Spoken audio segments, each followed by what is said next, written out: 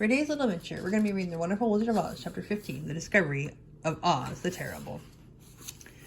The four travelers walked up to the city great gate of the Emerald City and rang the bell. After ringing several times, it was opened by the same guardian of the gate they had met before. "What are you, back again?" he asked in surprise. "Do you not see us?" answered the Scarecrow. "But I thought you had gone to visit the Wicked Witch of the West." "We did visit her," said the Scarecrow. "And she let you go again?" asked the man in wonder. "She could not help it, for she is melted," explained the Scarecrow. "Melted? Well, that is good news indeed," said the man. "Who melted her?" "It was Dorothy," said the Lion gravely. "Good gracious," exclaimed the man, and he bowed very low indeed before her. Then he led them into his little room and locked the spectacles from the great box on all their eyes, just as he had done before. Afterward they passed on through the gate into the Emerald City. And when the people heard from the guardian of the gate that they had melted the Wicked Witch of the West, they all gathered round the travelers and followed them in a great crowd to the Palace of Oz. The soldier with the green whiskers was still on guard before the door, but he let them in at once, and they were again met by the beautiful green girl, who showed each of them to their old rooms at once, so they might rest until the great Oz was ready to receive them.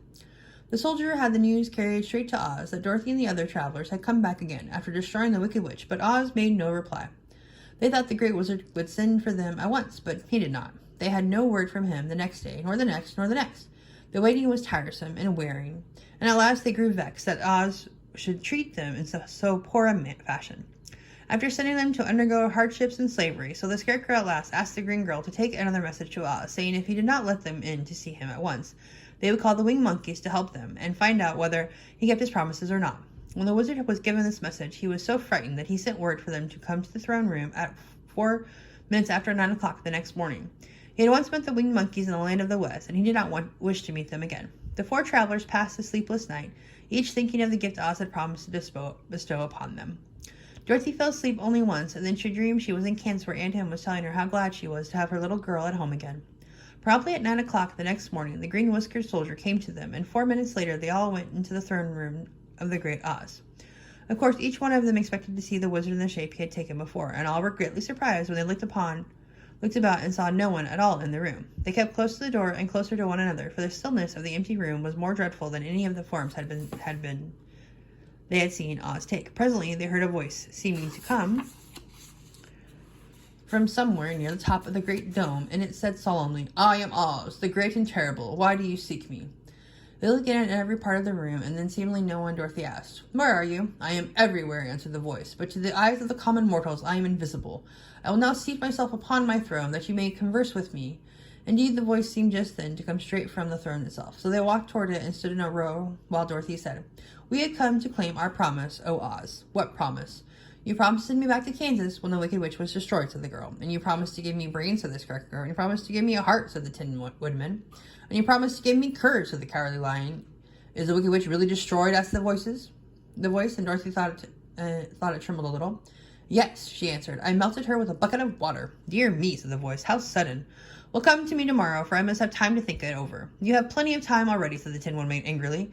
"We shan't wait a day longer," said the Scarecrow. "You must keep your promises," exclaimed Dorothy. The lion thought it might be as well to frighten the wizard, so he gave a large, loud roar, which was so fierce and dreadful that Toto jumped away from him in alarm and tiptoed over the screen that stood in the corner. As it fell with a crash, it looked that way, and the next moment all of them were filled with wonder, for they saw standing in just the spot the screen had hidden a little old man with a bald head and a wrinkled face, who seemed to be as much surprised as they were. The Tin Woodman, raising his axe, rushed toward the little man and cried out, "Who are you?" "I am Oz, the great and terrible," said the little man in a trembling voice. "But don't strike me, please don't, and I'll do anything you want me to."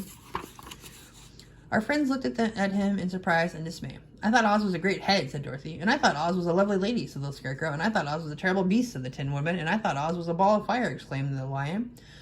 "No, you're all wrong," said the little man meekly. "I have been making believe." "Making believe!" cried Dorothy. "Are you not a great wizard?" "Hush, my dear," he said. "Don't speak so loudly, or you'll be overheard, and I should be ruined. I'm supposed to be the great wizard." "And aren't you?" she asked. "Not a bit of it, my dear. I'm just a common man." "You're more than that," said the Scarecrow in his grieved tone. "You're a humbug." "Exactly so," declared the little man, rubbing his hands together as if pleased. "I am a humbug." "But this is terrible," said the Tin Woodman. "How shall I ever get my heart, or I my courage, or I my brains?" said the Scarecrow, wiping the tears from his eyes with his coat sleeve. "My dear friend," said Oz, "I pray you not speak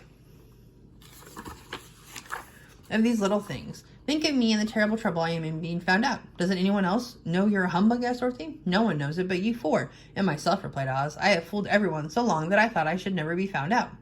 It was a great mistake, my ever letting you into the throne room. Usually I won't see even my subjects, and so they believe I am something terrible. But I don't understand, said Dorothy in bewilderment. How is it that you appeared to me as a great head? That was one of my tricks, answered Oz. Step this way, please, and I will tell you all about it. He led the way to a small chamber in the rear of the throne room, and they all followed him. He pointed to one corner in which lay the great head, made of many thicknesses of paper and with a carefully painted face. This I hung from the ceiling by a wire, said Oz. I stood behind the screen and pulled the thread to make the eyes move and the mouth open. But how about the voice? She inquired. Oh, I'm a ventriloquist, said the little man, and I can throw the sound of my voice wherever I wish, so that you thought it was coming out of the head. Here are the other things I used to deceive you. He showed the Scarecrow the dress and the mask he had worn when he seemed to be a lovely lady. And the Tin Woodman saw that his terrible beast was nothing but a lot of skin sewn together with slats to keep their sides out. And as for the ball of fire, the false wizard had hung that also from the ceiling. It was really a ball of cotton, but when oil was poured upon it, the ball burned fiercely. Really, said the Scarecrow, you ought to be ashamed of yourself for being such a humbug. I certainly am, he answered the little man sorrowfully, but it was the only thing I could do. Sit down, please. There are plenty of chairs, and I will tell you my story. So they sat down and listened while he told the following tale. I was born in Omaha. Why, that isn't very far from Kansas, cried Dorothy. No, but it's further from here, he said, shaking his head at her sadly. When I grew up, I became a ventriloquist, and that I was very well trained by a great master. I can imitate any kind of bird or beast. Here he meows like a kitten that Toto pricked up his ears and looked everywhere to see where she was. After time, Oz continued.